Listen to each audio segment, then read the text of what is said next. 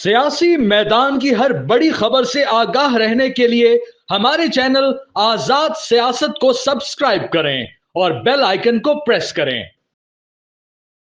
अस्सलाम वालेकुम व्यूअर्स, आप देख रहे हैं आज़ाद कास्ट और मैं हूं नौशीन तारिक। खबर यह है कि हुकूमत पार्लियामेंट के मुश्तरका इजलास में अपोजिशन का एहतजाज रोकने के लिए जो है वो हिकमत अमली पर बातचीत करेगी, तैयारी कर ली गई है। लेकिन सवाल ये है कि क्या अपोजिशन कोई एहतजाज करने जा रही है तो क्या उसकी तैयारियां मुकम्मल हैं? कौन इस एहतजाज को लीड करेगा? बहुत सारे सवाल हैं, इस पर हम बात करेंगे। इसके अलावा गंडापुर साहब ने भी जो है वो इस्लामाबाद पर चढ़ाई का अंदिया दे दिया, अप्रैल तक की हुकूमत को डेडलाइन दे दी है। क्यों, ये भी मैं आपको बताऊंगी। इसके अलावा तर्जुमान PTI ने चौधरी फवाद हुसैन को 1 अरब हर्जाने का नोटिस भेज दिया है। इन साइट्स पर बात करने के लिए मेरे साथ स्टूडियो में मौजूद होंगे सीनियर सहाफी तज़कियाकार हसन अय्यूब खान साहब। अस्सलाम वालेकुम। वालेकुम अस्सलाम। आज आपकी तबीयत खराब है? हाँ, आंखें बता रही होंगी। हाँ बिल्कुल, फ्लू हो रहा है ना आपको? फ्लू हो रहा है। ये मौसम समझ में नहीं आ रहा है, कभी गर्मियां जा रही हैं तो कभी बारिशें आ रही हैं। बस ठीक है, अच्छा होता है। ये बीमारी भी आपकी ना जिस्म की ज़कात होती है, तो ये होनी चाहिए।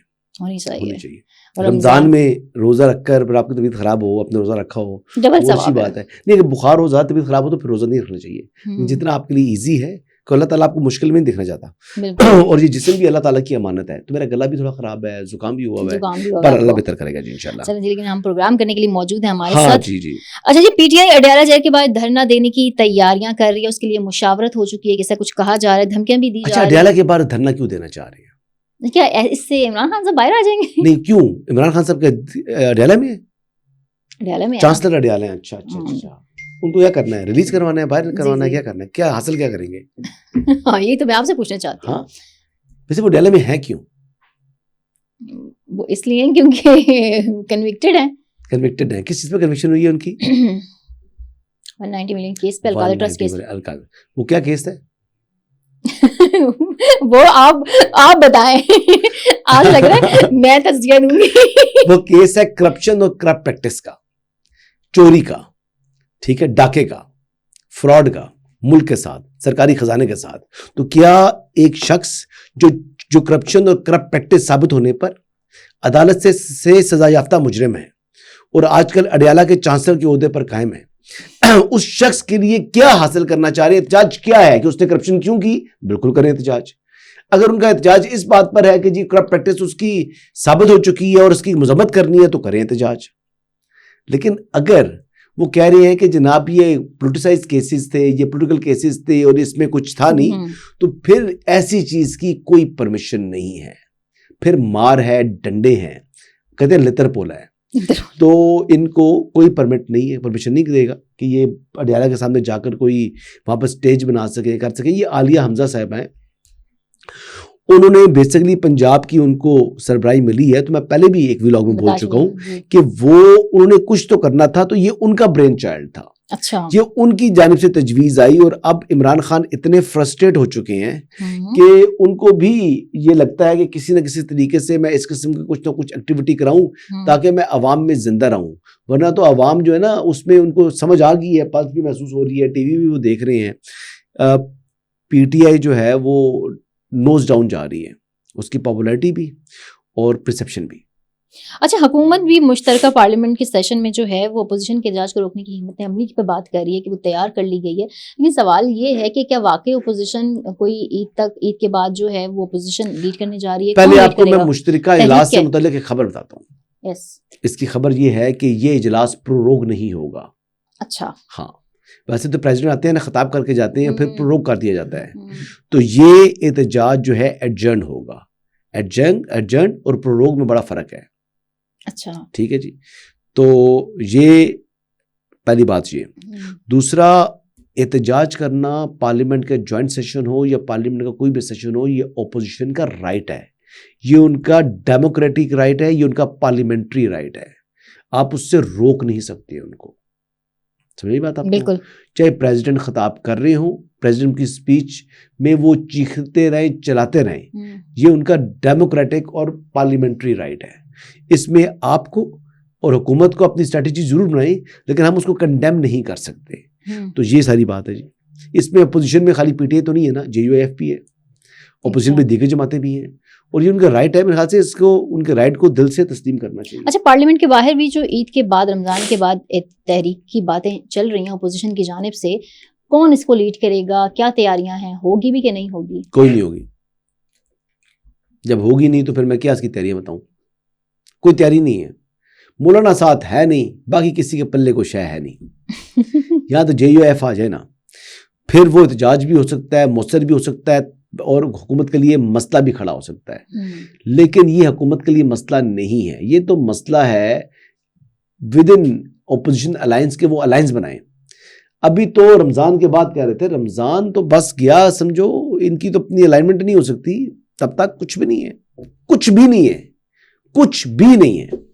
और इनके कुछ लोगों के बयान और लहजों से भी ये लग रहा है कि जैसे वो JUI को करना भी नहीं चाहते ऑन बोर्ड। जैसे सलमान अकरम राजा ने भी अभी कहा कि अगर अपोजिशन जमातें आती हैं तो कुछ हम पे कोई एहसान नहीं करती, ये उनका भी ये एहसान आप पर ही करेंगे ना। आप जलसा नहीं कर सकते किसी जगह पर, आपके पास पॉलिटिकल स्पेस है नहीं, ना आपको मिलनी चाहिए। आप 9 में ही वाले हैं, आप तो उनके कंधे पर सवार होकर आपको पॉलिटिकल स्पेस मिल सकती है, आप जलसा कर सकते हैं। और लोग जो अब स्वाभाविक आपने जलसा किया है, 5000 बंदा लेकर आए हैं आप लोग, आपकी तो पॉलिटिकल अभी जो है वो ग्राउंड रियलिटी ये है, आपकी पॉलिटिकल इस टाइम हैसियत ये है कि 5000 बंदों का जिस सूबे में आपकी हुकूमत है आप जलसा कर रहे हैं, और आपका पूरे मुल्क भर का जलसा था। ये तो आपकी औकात है सारी, अगर बात देखी जाए तो मौलाना जहां चाहे, जिस शहर में चाहे, यानी 50,000 का 60,000 का जलसा कर सकते हैं। तो वो 60,000 का जलसा जिससे PTI लाखों का जलसा कहती है, जब वो जलसा ये करेंगे मौलाना, तो साथ ये भी अपना कह देंगे नहीं जी हमने ये लाखों का जलसा किया। PTI के लिए तो इसके लिए विन विन है मौलाना के साथ आने में। लेकिन मौलाना माशाल्लाह बहुत जीरक सियासतदान है, वो उनके बहकावे में और उनकी बातों में कब आएंगे जी? मौलाना बेशक खा जाए इनको। लेकिन वो तो अपने लहजे भी नरम नहीं कर रहे ना। मौलाना बाहर थे, गए थे, वैसे वापस भी आ गए। हाँ वापस तो आ गए पाकिस्तान आ गए। अभी वो इन्होंने तालिबान और उनकी मजम्मत भी की है। हाँ जी, मौलाना मजम्मत की है। लेकिन अच्छा मैं एक बात याद कर रहा था, मैं एक क्वेश्चन था जी, मैं आप अगर आप इजाजत दें तो आप आखिरी 5 मिनट में 3 मिनट दे सकता हूँ? जी जी। अच्छा, गंडापुर साहब ने जो है वो अप्रैल तक की डेडलाइन हुकूमत को दे दी है, और उन्होंने कहा है कि जी हमारे मुतालबात पूरे ना हुए तो पूरे सूबे और उसके वसाइल समेत वो चढ़ाई करेंगे इस्लामाबाद, और उनके मुतालबात में वो NFC और ये सब चीजें हैं। अच्छा, 3 मरतबा 1500 1000 बंदा गिरफ्तार करा के जा चुका है। नहीं, ये उनका कहना है कि ये सियासी नहीं, इंतजामी है। नहीं है, ये थकता नहीं है, इसका दिल है, फिर आएगा को 1500 बंदे को गिरफ्तार करवाएगा और फिर चला जाएगा। और अल्लाह के बंदे को खुदा को खौफ कर, को गवर्नेंस मॉडल के ऊपर तवज्जो दो आप। और ये खाली भड़के हैं जो गरजते हैं वो बरसते नहीं है। अगर इंतजामी मॉडल के कभी भी नहीं है ना, वो पहले भी खुशी से नहीं आ रहे थे। गंडापुर साहब जो आखिरी मरतबा भी आए हैं, उनको तो बाथरूम तक जाने वर्कर नहीं दे रहे थे। तो सूबे के वसाइल के साथ अपने वो बंदे ले आएंगे, तो बंदे तो पहले भी जितने आए थे वो सूबे के वसाइल वाले आए थे, इस मरतबा कौन सा नया कर लेंगे? तो ये धमकी जो है ना, वो कहते हैं ना कि अब उस धमकी अपनी अहमियत खो चुकी है। नहीं तो हुकूमत जो NFC से उनका जो शेयर बनता है, नहीं जो शेयर बनता है वो देना चाहिए। अब इसमें क्या है, हुकूमत के पास वसाइल हैं नहीं है, क्या मसाइल हैं? ये तो फाइनेंस मिनिस्टर गए थे वहां पर, उनकी आपस में मुलाकात भी हुई थी। मेरे ख्याल से working relation between 2 finance ministers, यानी प्रोविंशियल एंड फेडरल का, they have a good working relation. तो ये जो अलीम गंडापुर साहब की बात है, वो अपनी गवर्नेंस की जो कमजोरियां हैं उनको कवर करने के लिए ये बातें कर रहे हैं, बल इससे ज्यादा नहीं जी। अच्छा, तर्जमान PTI शेख वकास अकरम ने जो है वो चौधरी फवाद हुसैन को 1 अरब जाने का नोटिस भेज दिया है जनाब, तो कि वो पब्लिकली उनसे माफी मांगे, क्योंकि उनके इल्जामात की वजह से उनकी सियासी साख को भी नुकसान पहुंचा है। जिस दिन फवाद चौधरी ने उनसे माफी मांग ली तो उस दिन मैं दावत कर दूंगा शेख वकास अकरम की। कैसी बात कर रही है यार, कभी भी नहीं मांगेगा। वो मांगेंगे नहीं, दावत होगी नहीं। तो दावत को सवाल ही नहीं है। फवाद ने इनको उंगलियों पर खिला देना है, इसके नोटिस की क्या हैसियत है? कोई हैसियत नहीं है। फवाद इज वेरी इन अ वे के इनसे ऊपर है जी, शेख वकास साहब से बहुत ऊपर है। अच्छा, हाँ, सियासत में भी और वकालत में भी। हाँ, अगर सवाल आपके सवालों के से हट कर मैं बात करना चाह रहा हूँ। जी जी बिल्कुल। अच्छा, मैंने कुछ सुन रहा था, कुछ PTI के कुछ साबिक वुज़रा हैं, वो मेरे बारे में उनको हसनजूफोबिया हो चुका है। तो उनकी बातें तो वो बड़ी, कभी आज़ाद की बात कर रहे थे, कभी कहाँ की बात कर रहे थे, कभी मेरे अपने ऑफिस की बात कर रहे थे, वो लेफ्ट राइट की बातें कर रहे थे। चलो यार, तुम्हें बहुत पता है यार, मैं तो समझता हूँ वाकई ये बड़े समझदार हैं, बड़े कहते हैं ना वेल इन्फॉर्म्ड हैं।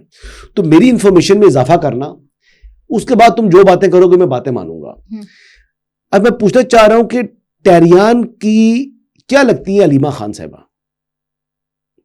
टेरियान जेड वाइट और अलीमा खान में क्या कोई रिश्ता है? पहला सवाल मेरा ये है। अच्छा। अगर रिश्ता है या नहीं है ये बताएं मुझे। टेरियान जेड वाइट में और अलीमा खान में कोई रिश्ता है? पहला सवाल। दूसरा, टेरियान जेड वाइट का मजहब क्या है? जरा मजहब बताना पसंद करेंगे? टेरियान जेड वाइट का मजहब क्या है? अच्छा, ये सवालात में आपसे करना बनते नहीं है क्योंकि वो बानी चेयरमैन तहरीक इंसाफ के बेटों के साथ रहती है, ठीक है? तो क्या वो उनकी गैर महरम है या उनकी महरम है? रमजान का महीना है, सवाल कर रहा हूं, क्या वो उन घर में रहती है बानी चेयरमैन तहरीक इंसाफ के बेटों के साथ? वो तो ओन करते हैं ना बच्चों को, बेटों को तो, जी बिल्कुल, कासिम और सलमान को तो ओन करते हैं। तो क्या वो उनकी महरम है या गैर महरम है? अगर तो वो महरम है तो किस तरह महरम है, और अगर गैर महरम है तो गैर महरम लड़की के साथ वो रह रही है, मतलब रख रहा है, बानी के चेयरमैन ने कि बच्चों ने रखा हुआ है या उनकी माँ ने रखा हुआ है, क्यों? खैरियत है, जवान है वो भी। अच्छा चलो वो भी जवाब छोड़ दे, वेस्टर्न माशरा है, हम उससे बाहर निकल जाते हैं। बानी का तो कोई ताल्लुक नहीं है ना, ये तो बातें करते हैं ना कि बानी का कोई ताल्लुक नहीं है, तो क्या जमाइमा फूफी लगती है उसकी टेरियन की? तो 3-4 सवाल है ये टेरियन से मुतल्लिक ही मैं कर रहा हूं, बरतानिया से मुतल्लिक कर रहा हूं। इन सवालों के जवाब दो ना, तो फिर बाकी बातें बताना। अगर इन बातों का पता नहीं है तुम लोगों को, या इन बातों का जवाब आपके पास आते नहीं है या आ सकते नहीं है, तो फिर मेरे मुतल्लिक काम से आदमियों की क्या बात करते हो यार? वो तो गोल्डस्मिथ के पास रह रही है फैमिली में। अगर आप भी आजकल बरतानिया अमेरिका में बैठे हुए हैं, अगर आपको उनका नहीं पता तो इस्लामाबाद के हो रहा है तो ज्यादा पता है। ये बात ना फजूल बातें है ना फिर तो पहले तो बताना है आपने अलीमा साहिबा का और टेरियन का रिश्ता, फिर जमाइमा का और उसका रिश्ता। फूफी तो नहीं जमाइमा की, इसकी टेरियन की, और ये कासिम और सलमान के पास क्यों रह रही है? चलें जी, thank you very much. So viewer, Majeed insights तक के लिए हम दोनों को इजाजत दीजिए। अल्लाह हाफिज।